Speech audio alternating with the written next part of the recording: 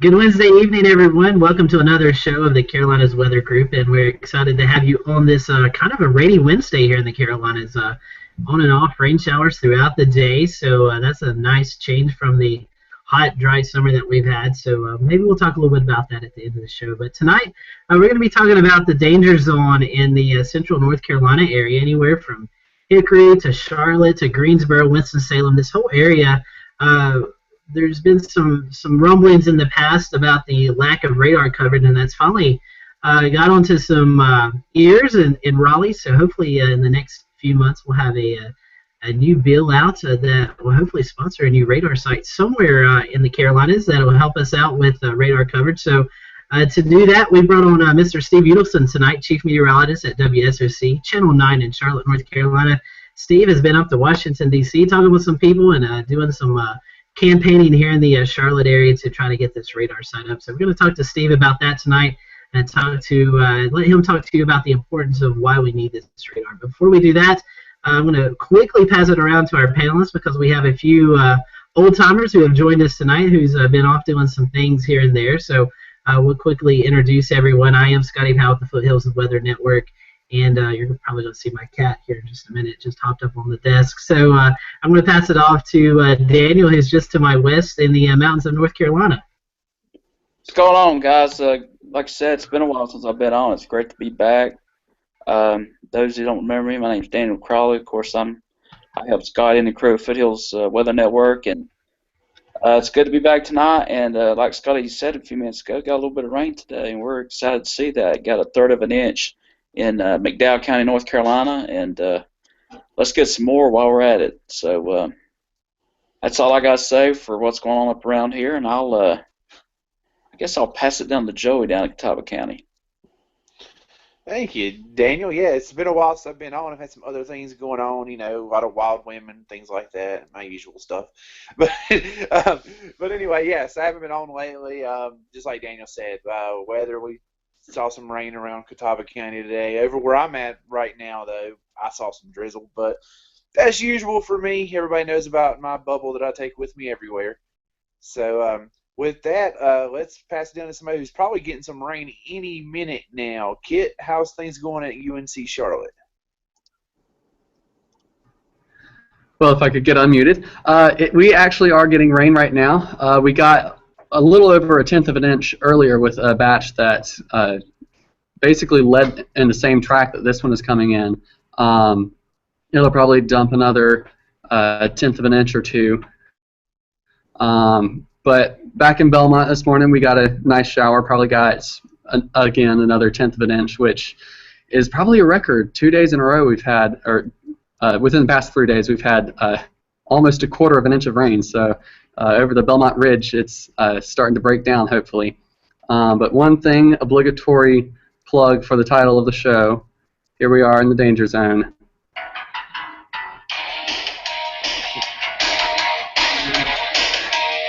Back to you, Scotty. Scotty? Thanks, Kent. I appreciate it. I'm going to hand it off to Ricky Matthews, who he has been working with Brad Panovich, who was supposed to be on our show tonight, but I believe he's at a speaking engagement in Fort Mill or Rock Hill somewhere in the upstate of South Carolina. And hopefully he may be able to join us towards the end of the show. But Ricky's been working with some of the meteorologists in Charlotte. He kind of knows the ins and outs, so I'm going to toss it off to him to start off our interview. Well, first off, I think we're going to have to elect Steve Udelson, governor of North Carolina or something, or maybe Eric or one of you two if this thing passes, because all of us are going to be celebrating. But as Scotty kind of introed at the beginning of the show, Steve Udelson joins us tonight from WSOC in Charlotte, North Carolina, to talk a little bit about the radar hole, or maybe hopefully the fixing of the radar hole that kind of exists across one of the largest metropolitan areas in all the United States, Charlotte, North Carolina. And Steve, let's just have kind of the background. Let's set this up a little bit for folks maybe who aren't as familiar as we are talking about this. Sure. Talk a little bit about radar coverage, and from a meteorological standpoint, as a broadcaster, some of the challenges it poses of not having a dedicated radar besides the terminal Doppler in our area. Right. Well, let's go back to the history part of this, and this goes back to the 1980s when the National Weather Service deployed the radar that we still use today, NEXRAD radar. It was decided by Congress where these sites would go. At the time, there was a National Weather Service office in Charlotte. There was not a radar here, but it was always assumed that we would get one. But there was a certain senator from South Carolina. I'm not going to leave names out, but he used his power and managed to get a number of radars in South Carolina. We've got down near Charleston, we've got Columbia, we've got Greer, and imagine that, Charlotte got left out. And as you said, Ricky, we are the largest metropolitan area in the country that doesn't have a radar within at least 50 miles of us. And that causes a lot of issues. A lot of the weather that we see, a lot of the severe weather we see, especially the quick spin-up tornadoes, are in the lowest layers of the atmosphere, and because the Earth isn't flat, the radar down in Greer or Raleigh or up in Morristown, I mean, they cannot literally see the rotation over our area, and so it's almost more guesswork, educated guesswork, but guesswork nonetheless, and that could become a problem. And we do have, some coverage with the terminal Doppler radar and everything else, but talk a little bit about the limitations of that. A few advantages, perhaps, in terms of it being able to scan a little bit faster, but still disadvantages in just the products it puts out versus a full-scale WSR 88D. Right. Well, this, part of this happened because of a national program to take the terminal Doppler radars at airports across the country and include them into the NextRad network, and then for we broadcasters to use. It started in the early 2000s, as you mentioned earlier. I think it was Scotty mentioned. I went up to D.C. With then Representative Sue Myrick. She put together a meeting with myself and the head of the National Weather Service, which was Dr. Johnson at the time, and just very clearly pointed out, look, we've got 75 miles between us and the nearest NextRad site, and it's a forecast issue. And the folks in Greer readily admit that they cannot see some of the lowest layers of the atmosphere. We had the F2 tornado a couple of Marches ago that went, on the eastern portion of Met County along the Cabarrus line. They totally missed it because they literally couldn't see it. And it's going to, unfortunately, probably take a catastrophic event, I think, before the government will finally say, okay, we need to put a radar in here. And as sad as it is, it often is the case, it seems like, that we have to have some type of event, whether it's with this, whether it's with sports complexes changing their rules, whatever it is, people aren't driven to action, or especially political people maybe aren't driven to action until something like that happens. Can you think of any other instances going back, in your time in Charlotte that could have been aided by another radar? Well, there are lots of instances. I mean, anytime you get what we call a QLCS, basically a squall line, on either ends of the squall line, oftentimes you can get a quick spin-up tornado. And oftentimes warnings are either issued as a false alarm or they actually miss the spin-up. The addition of the terminal radar from Charlotte Airport, I'm sorry for the light in here, the terminal radar at Charlotte Airport helps a little bit. It's actually a better radar at seeing downbursts. That's why they were used at airports, but they're very limited in range. I believe it only goes out to about 25 miles or so. And so while it helps the immediate Charlotte area, as you said, the products are a little bit different. It's taken into our data streams a little bit differently. It's helpful. Every little bit helps, but it's not an XRAD site.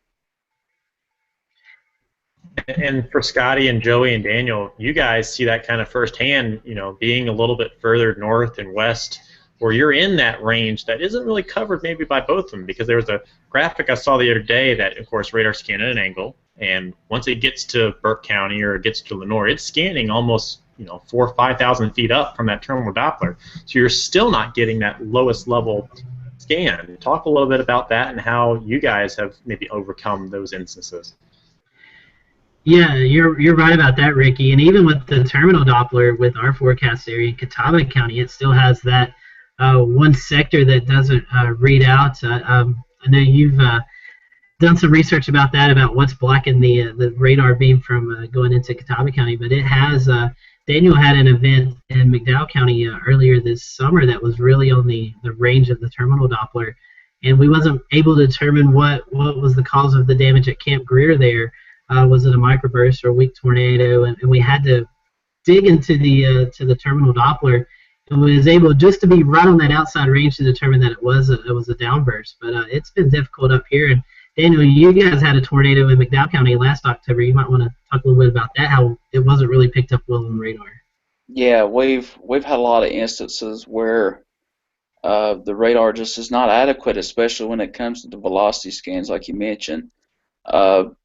Looking at our radar from where I am in McDowell County, if you look at Greer, it measures that lowest scan at about 5,000 feet or so, and that just, for our area, it's not adequate. And another issue that we run into is the terrain as well, because when you have a radar situated like you have in Greer, that angle is shooting right into a mountain range, and that's even a whole nother issue as far as the effect of the signal and what you're getting back when you're looking at radar data. So it's definitely a challenge, and it's amazing that we've gone this long without any help. And like Steve said, it's almost like we have to react to something bad happening before any changes can happen. And I hope with some of the stuff that we're hearing that's going on potentially that maybe there's some change coming. And Steve, how much do you think maybe that's population growing in Charlotte? We've had such a large population growth in the past 5, 6, 7, 10 years, and there was maybe when they first created this office, or first put the radar in South Carolina, I should say. Well, obviously, population growth is a big deal, but a lot of it is frankly going to come down to money. I was told by the head of the Weather Service that next-ride radar is roughly $25 million. And he basically, at the time they balked about putting a radar in Charlotte, and they basically said, well, let's wait for the next generation of radar, phased array, which at this point, I believe the last thing I saw was somewhere around 2030. That's a long time, and it almost begs trouble to have such a large area uncovered. And with the GSP radar being as old as it is, we have run into instances where it goes out. In addition to not being able to scan, it's not scanning anything. Right. Having a little bit of redundancy in radar coverage would certainly help in instances like that. It would. I mean, Weather Services offices do hand off to each other when they are under maintenance, but it makes a bad hole even worse when Greer goes down or Columbia goes down. That really affects the Charlotte area. Hey, Steve, I have a question for you. I'm sorry, Ricky. I've had people tell me or ask, why don't the National Weather Service just move the radar itself, say farther up I-85, say to Gaffney or something? What, can they do that? Financially, can they do that? Well, you can move the guts, but you'd have to create a new tower. You'd have to create a new dome. That's still not cheap. I mean, that's going to be millions of dollars probably just to move it up I-85. It would be a fix. It would certainly be cheaper. Hey, look, I mean, I hope that Congress does decide to do something. In the meantime, our station sort of took the bull by the horns and said, well, you know what? If they're not going to help us out, we'll help ourselves out. And we spent $1.5 million for what is essentially a next-rad radar. It's built by the same company that did the upgrades for the National Weather Service radars, and we've been happy with the performance. I mean, you've got a radar based in Charlotte. I'm seeing, the lowest 1,000-foot slice, and it makes a big difference when a QLCS comes through. Let me tell you. Steve, that's one thing I was want to ask you. You guys have Live Doppler 9. Where do you guys have that placed at? And talk to us about the range of that radar and how effective it is for you guys there at Channel 9. Sure. Our dome is placed basically at I-485 and Albemarle Road. It is on the east side of town, fully acknowledging a lot of our weather comes from the west. We still have a pretty good view. The nominal range, I would say, for reflectivity is about 200 miles, same as the NexRad. We've got 1.5 million watts roughly. It is a dual pole radar, so when I'm in dual pole mode, that gets cut in half, but it's still more than enough to see 100 and some miles, so I can get into the mountains. But I run into the same problem that Greer does you can't beat physics. And the beam, our beam is roughly 7,500 feet or so by the time it hits boom. And so trying to see snow, which is a low-level thing anyway, that could be a problem. I fully admit that. But it really helps us in the Charlotte area. For velocities, I would say about 100 miles. Much beyond that, we're going to get range folding, and it's not as effective. And that's one thing in terms of snowfall we didn't hit on as much, but the radar GSP is a dual pole radar, and I would assume the new one would be as well. Mm-hmm. When it comes to snowfall events, we have the capability of using correlation coefficient and different dual pole products trying to figure out what's falling and figuring out the melting layer and stuff like that, and having something closer to a large metropolitan area would certainly help in instances where that comes into play. It would help. We noticed, in the winter, we've had a couple of events where we've had some snow, and honestly, unless it's within about 50 miles of the radar site, it's not that much of a help because you're seeing the melting layer, but you're seeing it, further up, and it's hard to tell what's going on beneath it.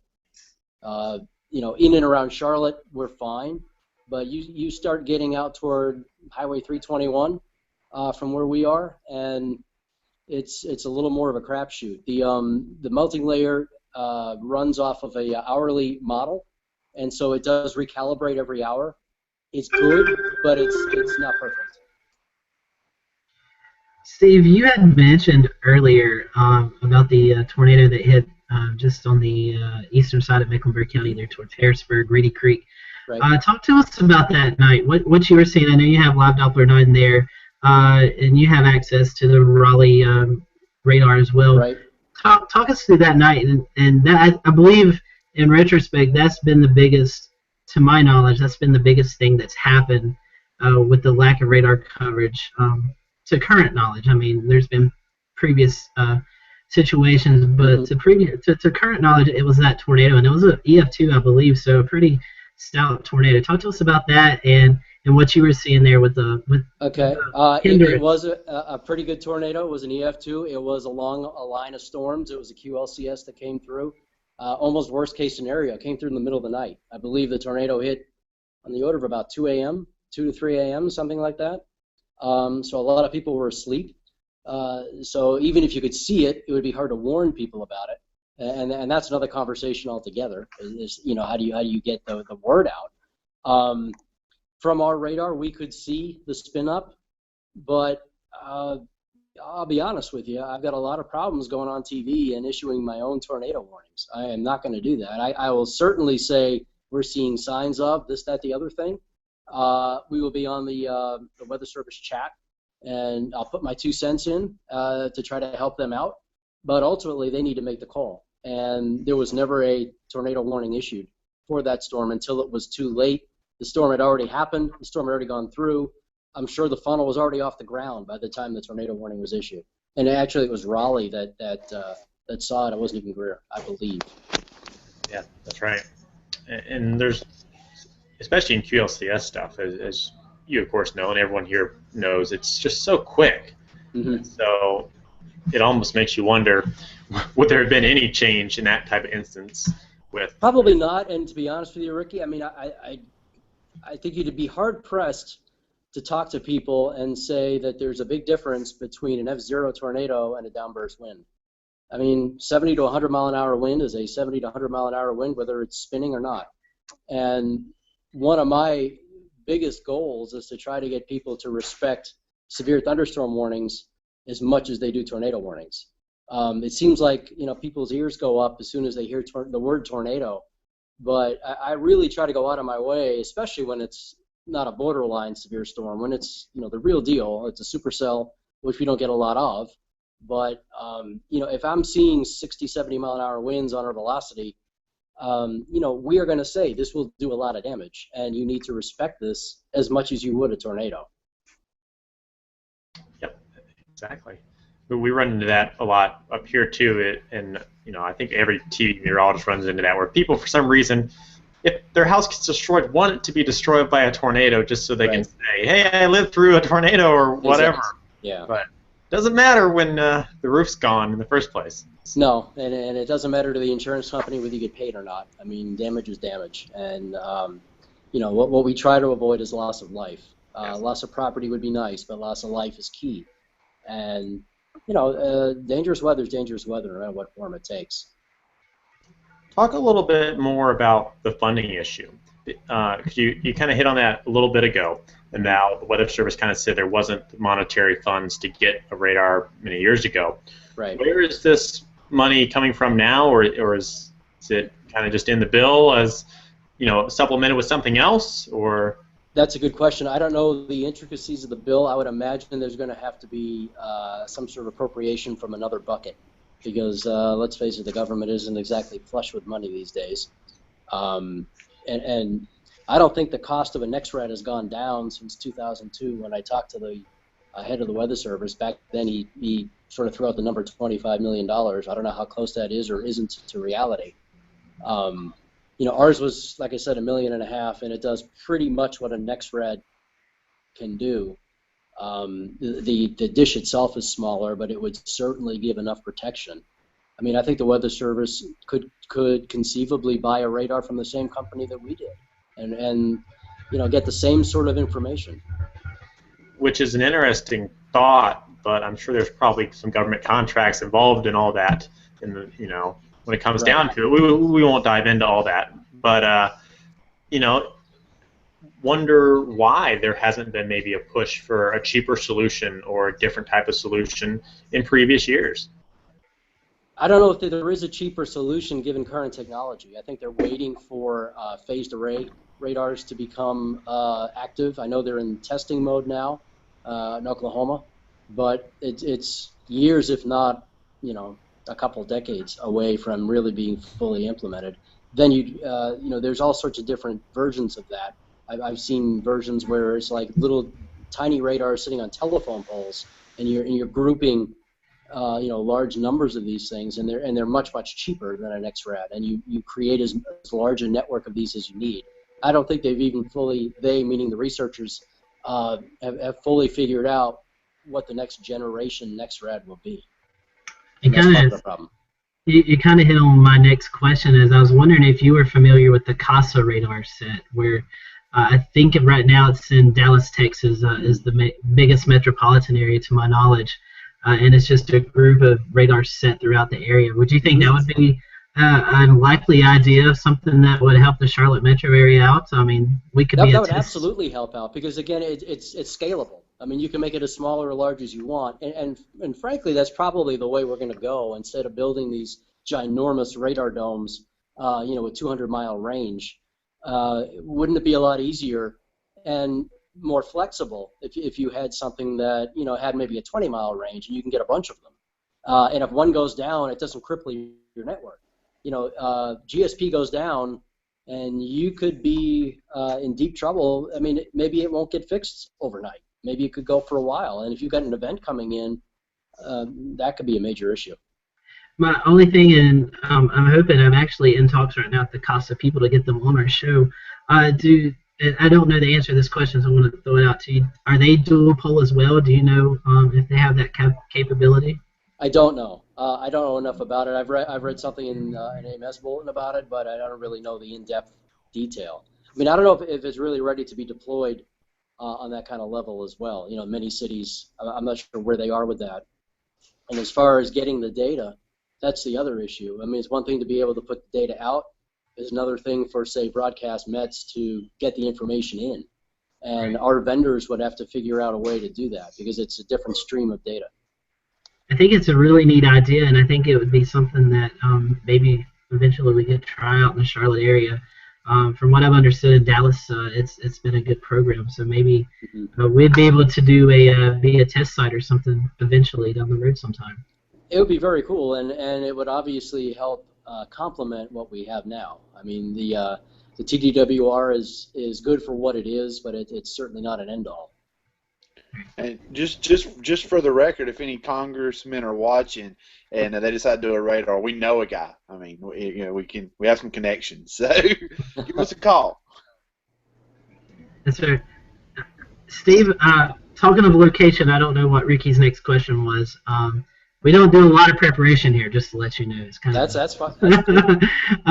but let's say Congress, or let's say that we can get this bill passed, and we are able to get a radar established in North Carolina somewhere. What would you think the ideal place would be for that?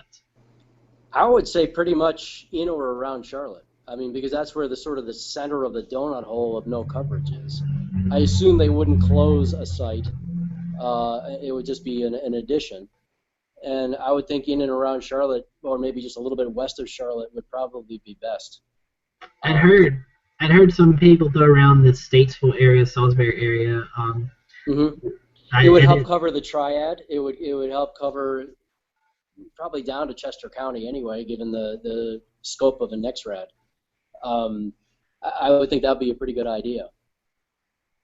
And it would not have a communications tower in its area of range that would not block out a beam at a certain northwest angle. I'm just commenting on the terminal Doppler there. If you ever. Yeah. Now, typically the Weather Service, when they deployed the NexRad network in the 80s, they sort of made it a rule that there had to be a Weather Service office, adjacent to the tower, because for maintenance, and just that's where they decided, and which is when the doors closed of the Charlotte Weather Office. We did have one here, but once the NexRad at Greer got going, they closed it. So I don't know how that would work. If there was a radar in Statesville, would they put a, sort of a satellite office up there? I mean, that's something else that would have to be worked out. I don't know how radars are set up maybe in the Midwest, or not Midwest, in the Rocky Mountains, but I assume some of them are probably placed in odd positions, maybe not right next to the Weather Service office. I have to go look at a map and verify that. But yeah, I'm not sure how that works either. It would be interesting to see. I mean, I'm sure there's a precedent for it. Mm-hmm. One thing that we've talked about, and that Eric sent me the message that he sent off to the congressman, and we've discussed a little bit internally, is that Charlotte wouldn't be the only city to get one of these, from what I understand. Cincinnati would also pick up one, because they are also another major city that's uncovered a little bit, from this whole radar hole. So it's interesting to see that we're not the only city that, would benefit from a certain bill like this. Right. It'd be interesting to see how quickly something like that could be implemented. Mm-hmm. I think that's going to be the big thing too, in terms of, when down the road does this become a reality? Because in the political process and the whole bill process, if this passes next year, or if it passes next month, I guess later this month now, since we're in September, when we vote on this, when does the whole process get rolling? Do we see a 2-3 year overlap? Have you had any indication on that? No, none at all. I mean, I don't know what what would it be like to try to construct something like that. I would imagine it'd be relatively quick, assuming the funds were appropriated right away. And I don't even know if the company, it was Unisys that came up with the initial NexRad, and Unisys is not really in that business anymore. So, it may actually be the company that we deal with for our radar, who did the upgrade to dupole for all the NexRad sites across the country.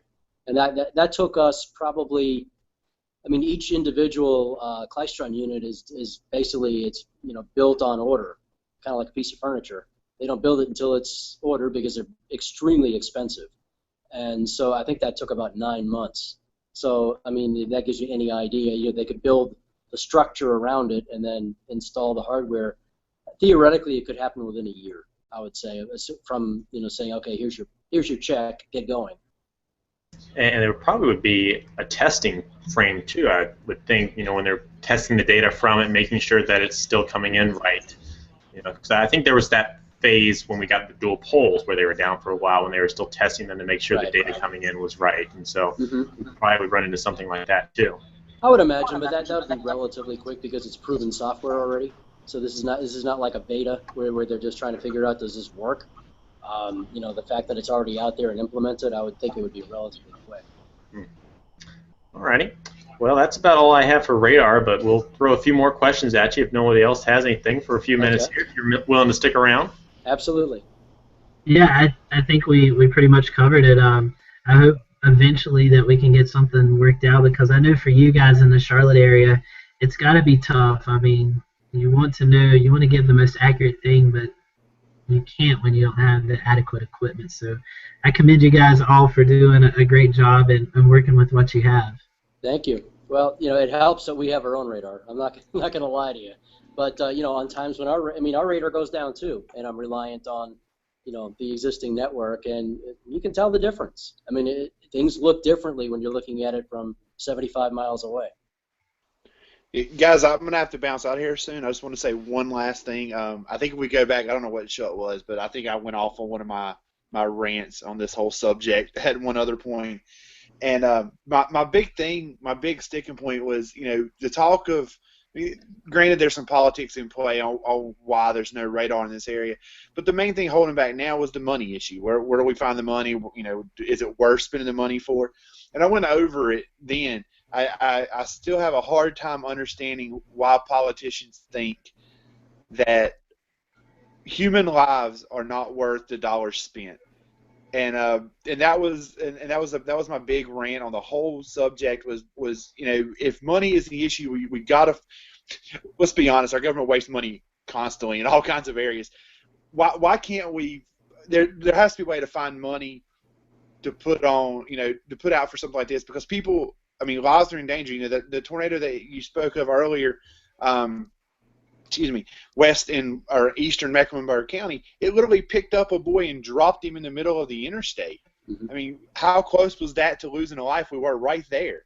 And at what point at what point does the government actually literally have to come out and say, I'm sorry, but your life is not worth this X amount of dollars that it's going to take for us to put this radar up? And I think that was my big rant then, and I would still be my rant today.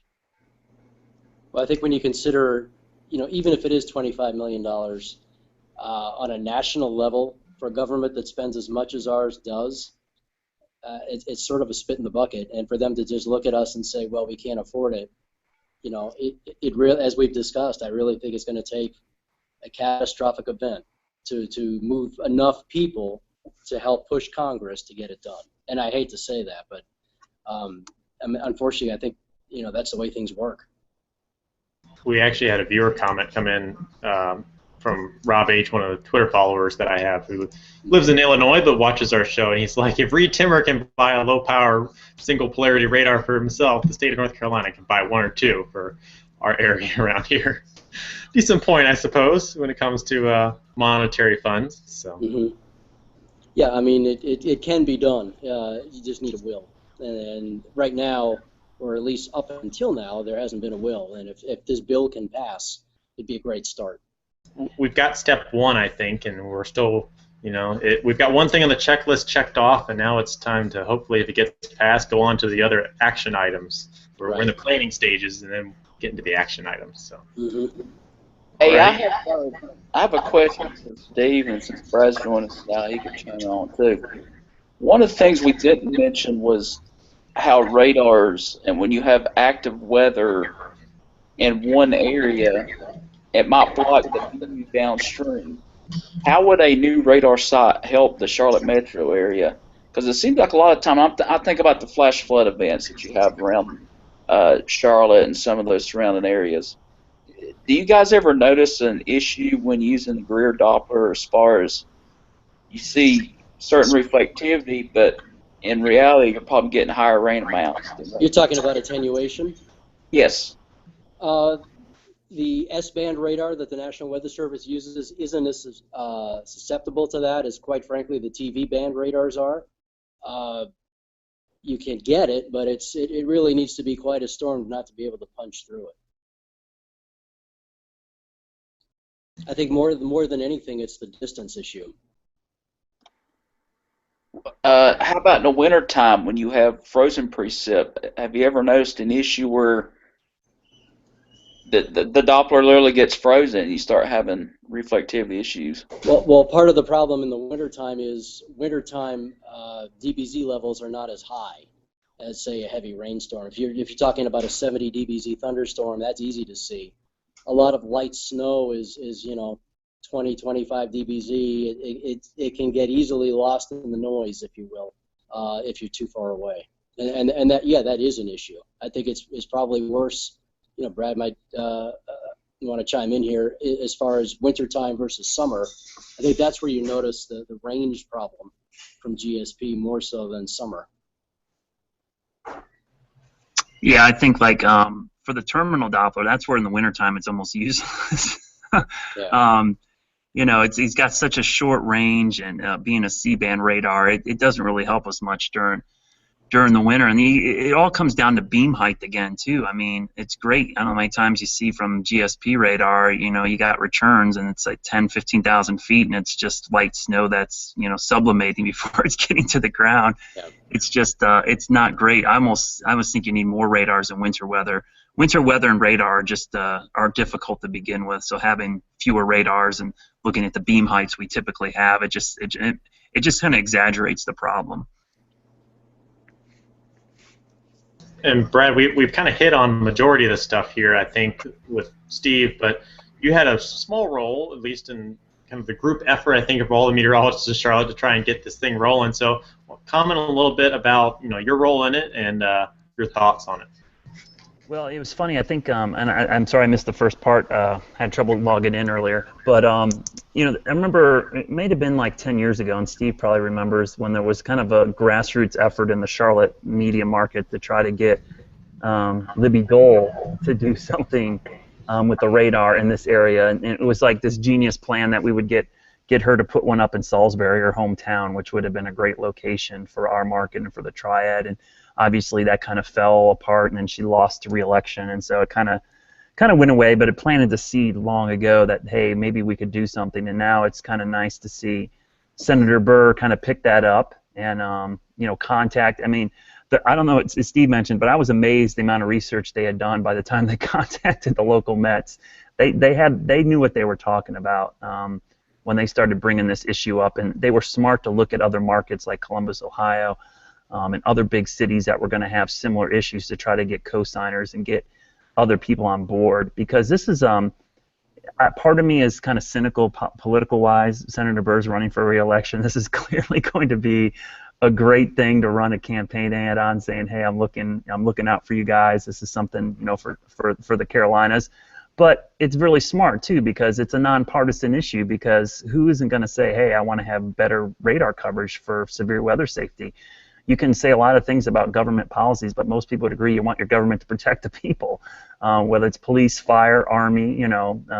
You want that protection. So to me, it's a no-brainer. I think it sounds horrible saying this, but I think the biggest obstacle to all this is going to end up being the Weather Service itself. A lot of times you talk to them, and it's like, "Oh, we got you covered with the terminal Doppler radar," and it's like, "Nope. Okay, let's take GSP away and put a terminal Doppler down there and see if you can operate with just that." It's just not the same thing, and for them, it's not from the local level. If you talk to the forecasters, they would off the record tell you, heck yeah, we need a radar up there. But they don't want this perception that they don't have people covered correctly. So it's just the issue of dealing with the government. So I love that we're all collaborating and working together to try to get this through, because it's going to mutually benefit everybody. And I'm more optimistic than I was before, but I feel like one of my viewers, I'll believe it when I see it, kind of thing. And it's, as we were kind of talking with Steve, it's probably still a long road once this thing gets passed anyway. Probably a 1 or 2 year process before we even see anything physically being built, maybe at the site wherever they pick to put it in. And it's easy to say we need a radar. Then you got to buy land. You got to think about maintenance. I mean, these are like small logistical issues that end up becoming big headaches in these type of projects. So, but I'll tell you, the one thing that does give me some hope is I've seen 2 WFOs get launched through campaigns like this. The Northern Indiana office, the one that's in Fort Wayne, they used to not have a Weather Service office up there. And between local TV markets and local politicians, they got a WFO put up there. And the Huntsville, I don't know if you guys, the Huntsville WFO, Weather Service Office, for those who don't know the acronyms, is one that was just put there because of local pressure. It's the smallest WFO. I think they only cover like 18 counties or something. It's like, it's ridiculous. So to see that a whole Weather Service office was implemented through a similar type of grassroots campaign at least gives me some hope that, hey, it worked with a bigger project. Why can't it work for a smaller one? And Steve kind of hit on that, saying that there used to be a mandate that every radar had to have a WFO or vice versa nearby. And so I can certainly see where something like that could be created, or maybe be very very beneficial. It's a wonder I do TV on air. I can't even speak. But, you know, serving probably all of western North Carolina to where you wouldn't have the Weather Service in Greer having to cover all the way up to the Virginia line, all the way down into portions of Georgia and South Carolina and, you know, North Tennessee as well. So more weather jobs. Yeah, that too. You know, the fact that the Greer Doppler covers Davie County is absurd. That's ridiculous.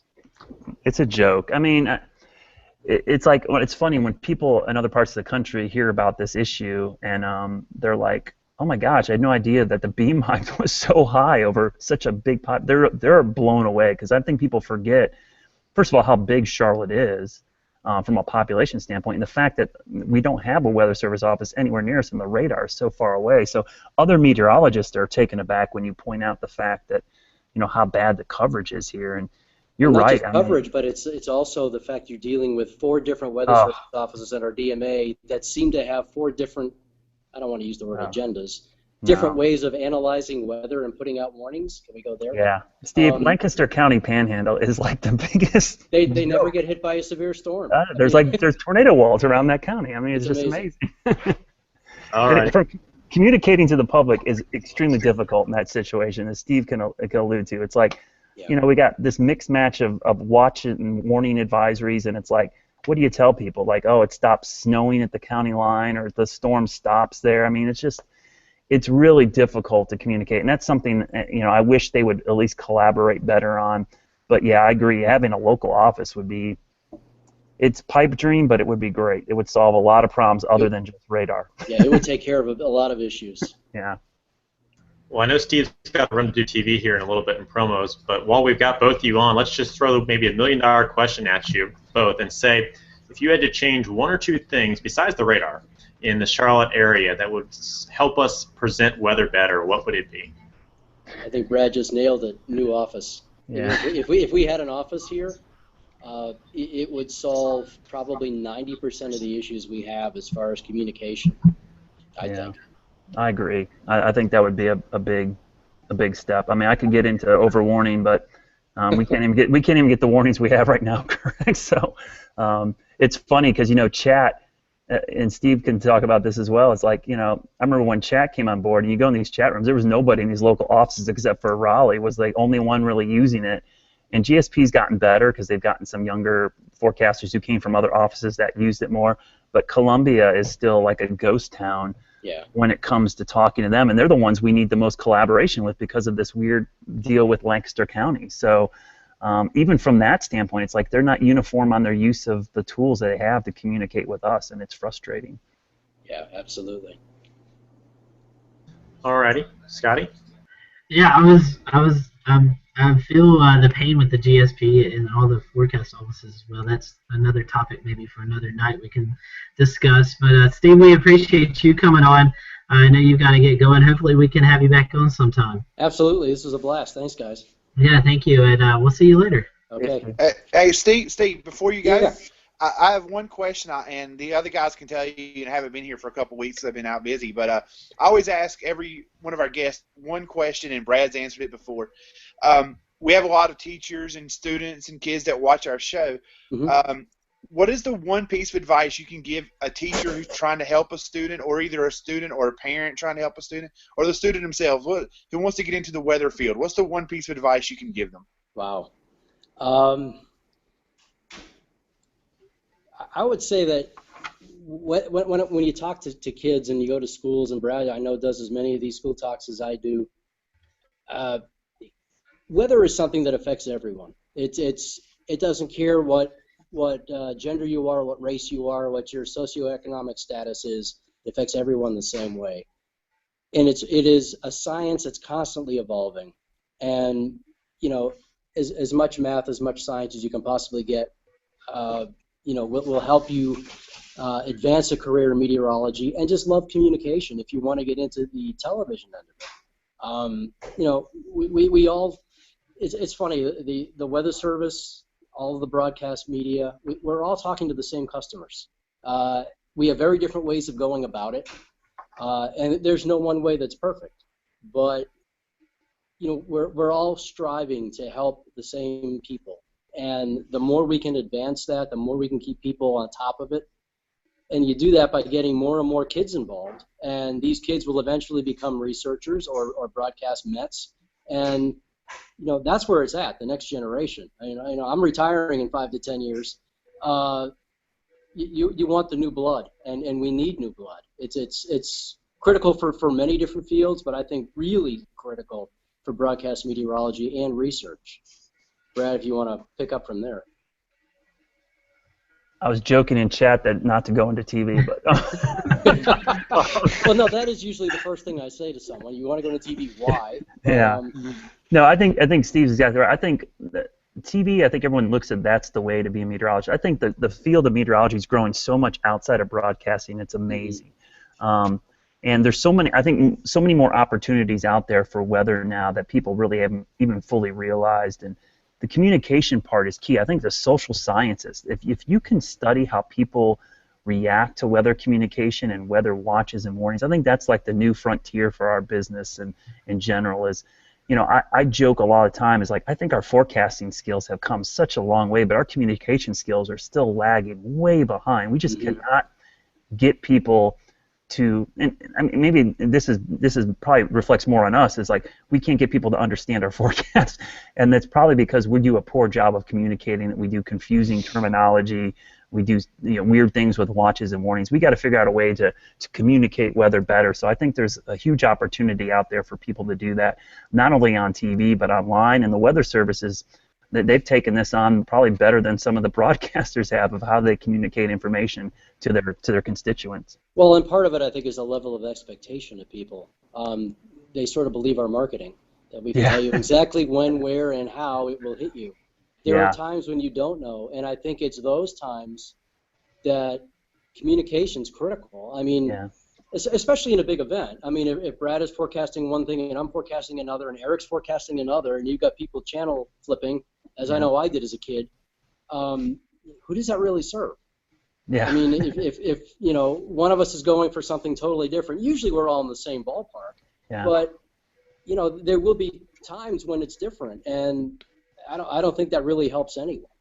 Yeah, no, I agree. It's one of those things that, like, you're right. I think it's right. I think we set ourselves up a little bit for this by promising hour by hour, minute by minute stuff. And I think I'm a firm believer. I love to forecast uncertainty. I think people understand it, and it's something I'm trying to incorporate more into my forecast. Is here's my forecast, but here's my level of confidence in the forecast.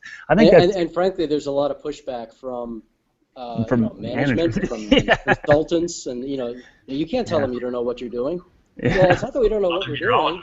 Exactly. We are not all knowing, and things forecasts do change. And as Brad said, it's how you communicate that. And I totally agree that social science is where it's at, and how people, our friend James Spann can talk for years about that. He's on the forefront of it. It's all in how people take your message. And if they watch Brad and get one message, they watch me and get another, we're not doing our jobs right. You mentioned that you, Brad, and Eric, and in case Rob Eichert from WCCB's watching, he said his was right. So I'm sure Rob might actually be tuning in tonight. We've had him on the show a couple of times before. What you guys said there, it's great. Our Foothills Weather Network gives out a Weather Kid of the Year award to a 6th, 7th, and 8th grader at my alma mater middle school. And that's one speech. The speech I give every year is we do this because we want these kids to stay involved in weather. They drop off. So many of them are little weather kids, but then by the time high school and right before college, you see that go away. And they see the math they got to take, and they're like, "What the heck?" Well, that's probably a big part of it. But yeah, I think a lot of it is they don't realize how many jobs are out there other than on TV. There's just so much. There's so many private companies now. You got the National Weather Service, and even broadcast meteorology.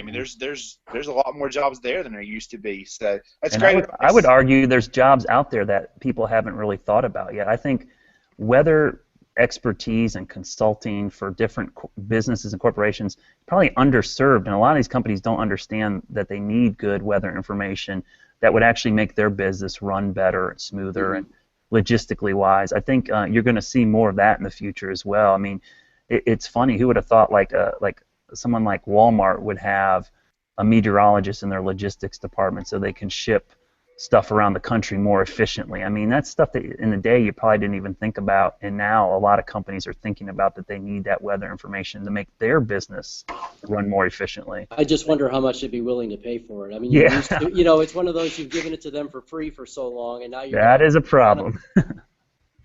They got their smartphone app. They don't need us. Exactly, yeah, right. Ask the Florida Marlins how that worked out for them earlier this year. All right, guys, I do need to bolt. I got some promos to do, but thank you. Thanks, Steve. We appreciate it. You, Steve. Brad, if you've got a few minutes to stick around, we'll talk a little bit about the upcoming really frigid, cold, polar vortex air. I'm kidding. The cooler air that's coming with that cold front is going to move through the next couple of weeks, and really, next couple of days, I should say. The shift we're going to have. I saw some GFS temperatures that Daniel posted earlier today that were 34 for my area, which I'm really hoping doesn't verify. And it seems a little too cold. But talk a little bit about this persistent ridge we've been in, and kind of this one little nice strong trough coming through for a few days before it seems like we get back to the heat. Yeah, I mean, it's finally nice to see the pattern shift a little bit. And the first question you get when you say, oh, there's this cold front coming, is that it with the heat? And Ricky talked about, no, it's not. But this is like the first body blow to the summer ridge. It's going to cool us down for a little bit, but every one of these fronts that come down gets a little bit deeper into the Gulf, digs the trough a little bit deeper, opens up the jet stream a little bit more. But it's going to be great relief. And one of the things I'm looking forward to is the fact that if we get a trough this deep to the southeast, that eventually it'll open up the storm track a little bit more and maybe get us into a wetter pattern, which we desperately need in the southeast with the drought. But yeah, I'm amazed because every run, the models are going a little bit cooler, especially in the overnights. I mean, I saw those mid-30s in the mountains, and I'm like, geez, that's frost potential here in mid-September. So I wouldn't be shocked if we see some 30s up there, but I'll take 50, 51 in Charlotte on Tuesday or Monday morning. That'd be great. And just 70s for highs will be great, even if it's for a couple of days. So maybe this is the first salvo in autumn trying to beat down the summer ridge a little bit, which could help us with some tropical systems as well, which if you look at the European, I think this little low that they keep spinning up in the Gulf looks like it's going to form at the base of the trough or the stalled front, which gets over that warm hot tub of the Gulf of Mexico, and it's going to be a homegrown system, it looks like. We were looking at 850 temperatures and some of the 500 millibar temperatures, and it's 8-9 degrees late September coming through our area next Monday into Tuesday. So yeah, I mean it's a nice upper low, and I could see that's why you see the mountains getting really cold, because it looks like it's almost a cutoff. So the freezing level is pretty dang low. It's going to be interesting to see, especially at elevation, how cold it gets. Well, I went ahead and unlocked my window, just waiting. Yeah. We're getting close to that time where we're getting close to that time where we usually start pressuring you for winter weather forecasts. So, what's your first look at winter 2015 and 16? I'll tell you, I don't do my winter forecast until usually late October, early November, and the reason I do that is one thing I've really grown to like looking at in October is that Siberian snowfall. And for people that don't look at that, there's a huge correlation between above average snowfall in Siberia in the fall, which people understand Siberia is pretty much the Arctic.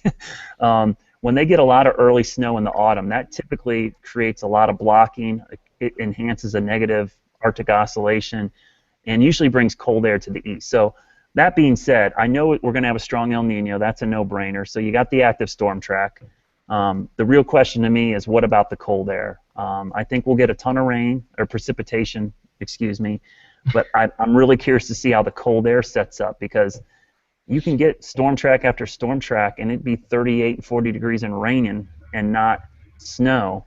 And that will still be a cold, wet winter. I think everyone sees cold, wet winter and they think snow. You got to understand, 40 and rain is still cold and wet without getting any snow. The only thing that really worries me is I looked back at all the strong El Nino patterns, and a couple of them we didn't get very much snow, but a couple of those El Ninos brought a lot of ice.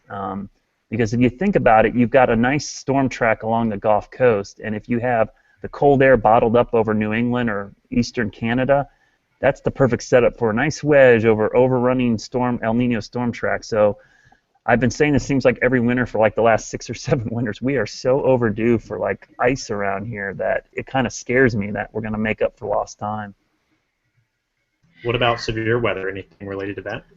Well, I think in the fall you got to watch out for severe weather because the dynamics with that El Nino storm track would definitely portend some severe weather aspects. You know, the big thing around here in the cool season, we have that secondary severe weather spike in the Carolinas in autumn. You know, people always look at spring, but that November time frame, we've always had these nocturnal, late season, high shear, low cape, you know, severe weather events here. And when you have a jet stream that's active, you always worry about that, man, are we going to get just enough instability to creep up out of the Gulf or something, interact with one of these strong southern stream disturbances, and we could get a good setup for severe weather.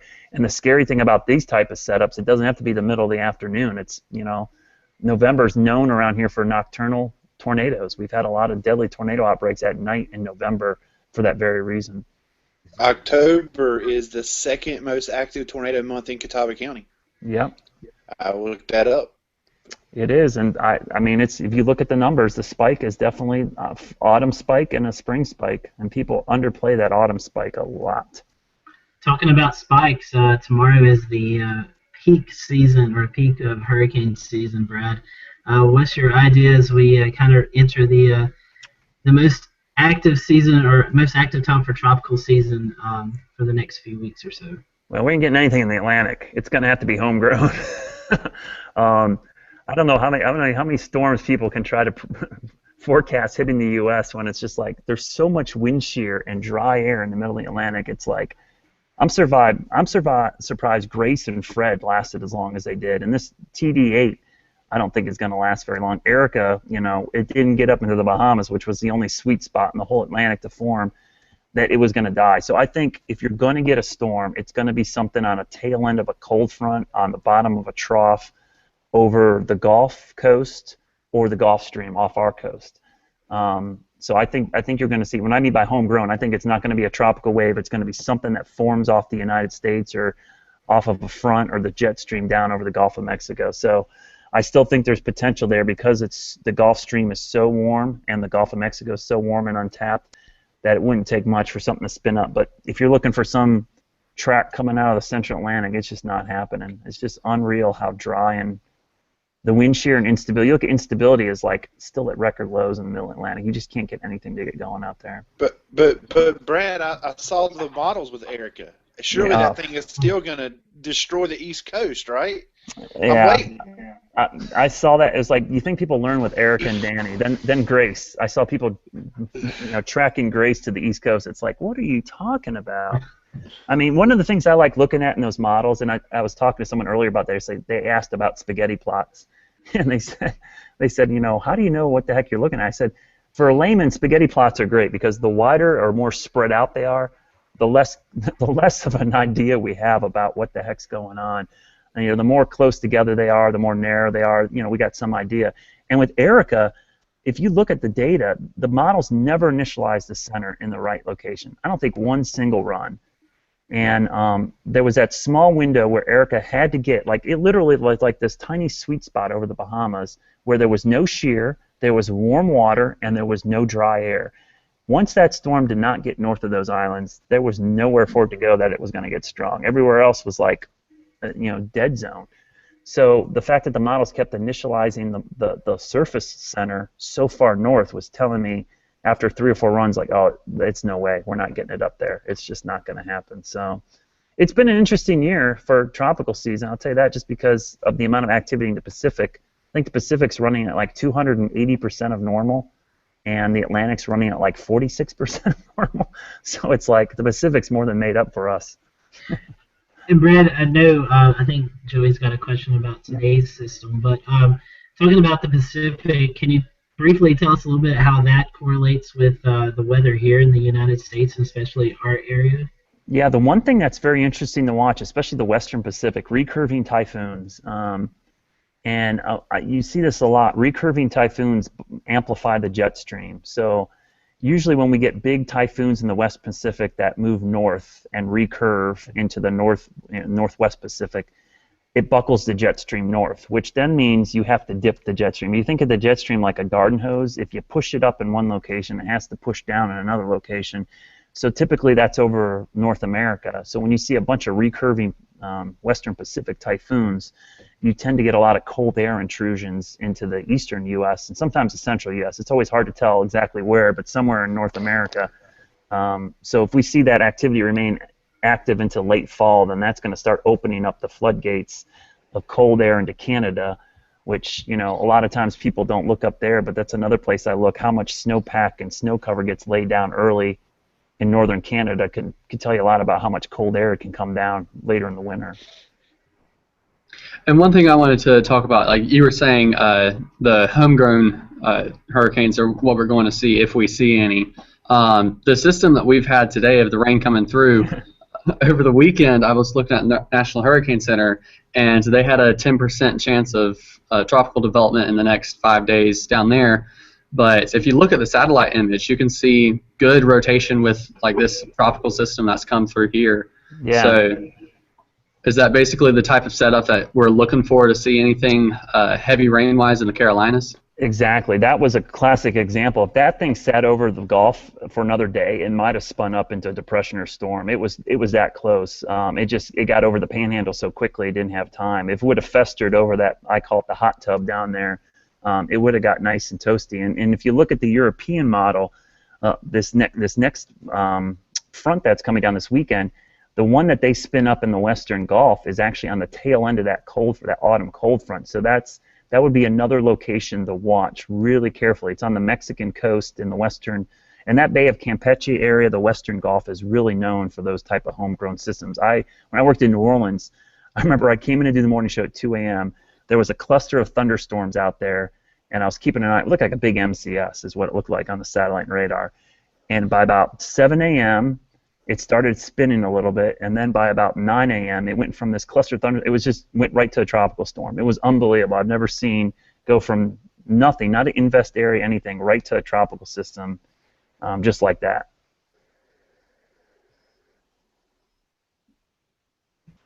Alrighty. Sorry, I was making a joke. Didn't want to say it, but we've put it in there. All right, well, that's about all I have. Scotty, anything else? That's a good way to close the show. Wow. Yeah, next week, speaking of hurricanes and tropical systems, we're going to be talking about Hurricane Francis and Ivan, who came through in 2004. We went from having no guests for that show to now potentially 4. So Jeff Cox is going to be joining us. He was actually going to school at UNC Asheville. Gary Stevenson will be joining us, as well as Eric Blake from the National Hurricane Center, and Brad Panovich. If you want to come on that show and talk about maybe the flooding aspect of what happened here in the Western Carolinas, we'd love to have you on as well. So I know Daniel's got some neat pictures. Hopefully he'll be able to share next week. Amazing. Eric Blake's a good guy too. He'll be a good guest on the show. That one's going to end up being more than an hour. I can see it now. It's going to be like a Hugo show that runs a little long. That's it.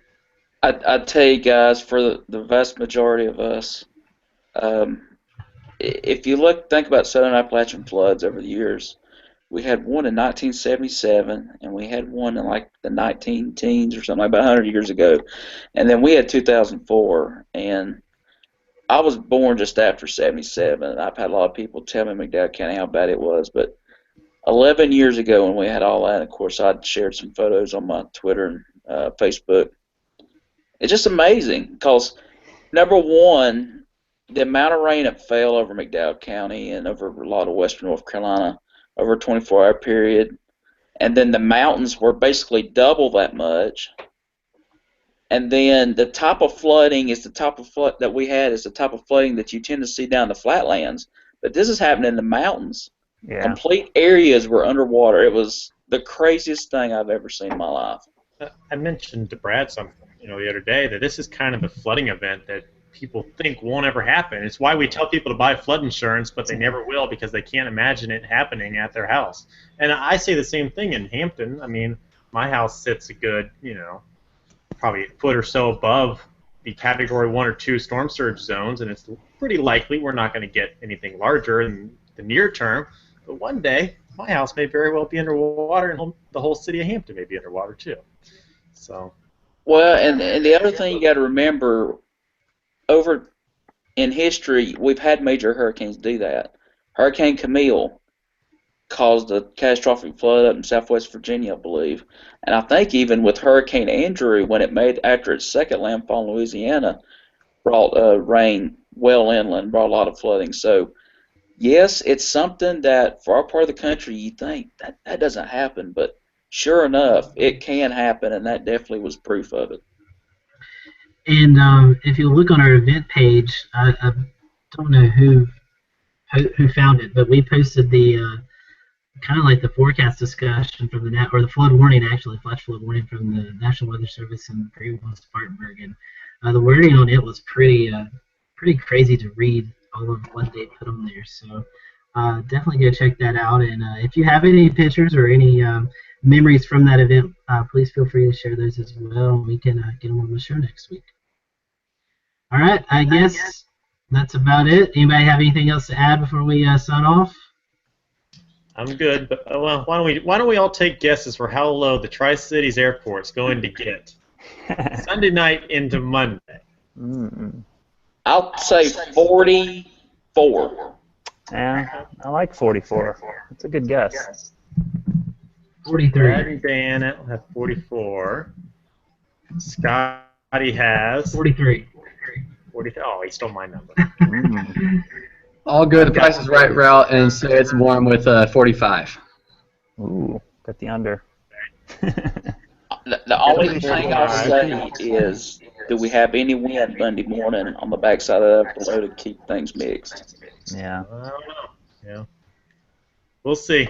We're going to be alerting people to the dangers of frost on Sunday if we get into the situation. So we'll have to see. I'll go with 43. It'll be a cold commute to work, Ricky, for you. Yeah, well, I don't go into work till 10, but still, it will be. All right, guys. That's all. Brad, thank you for coming on. We appreciate it. We Thanks, look forward to having you back on soon. And everyone else, we'll see you next week. Have a great week and enjoy the cool weather. Thanks, guys. Later.